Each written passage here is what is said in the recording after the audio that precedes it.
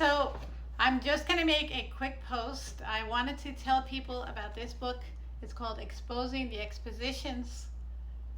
It's about the World's Fairs, which is very important because there were World's Fairs all over the United States and in Europe, in Paris and in Barcelona, and also in, I think, Australia. There were Japan also. There were World's Fairs all over that were amazing. This is a picture of Chicago.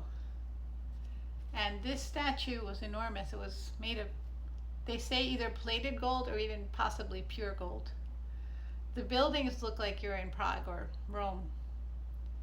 So this book details all the information about the various World's Fairs, all the details, all the anomalies,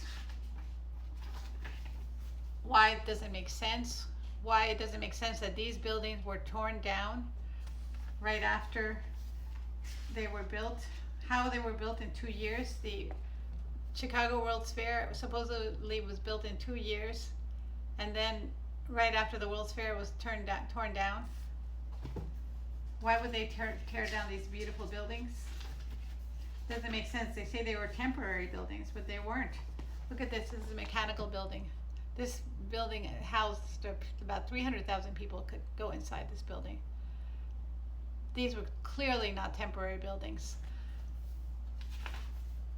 In London, the Crystal Palace was built in supposedly 6 months, all of glass, by somebody who was not an architect. He was a gardener.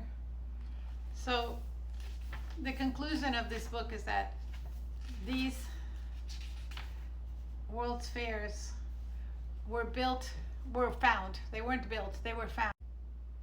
So they had to have the excuse that they were temporary, and that's why they destroyed them after.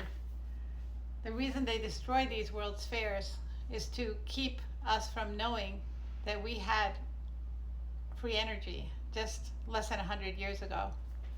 The human beings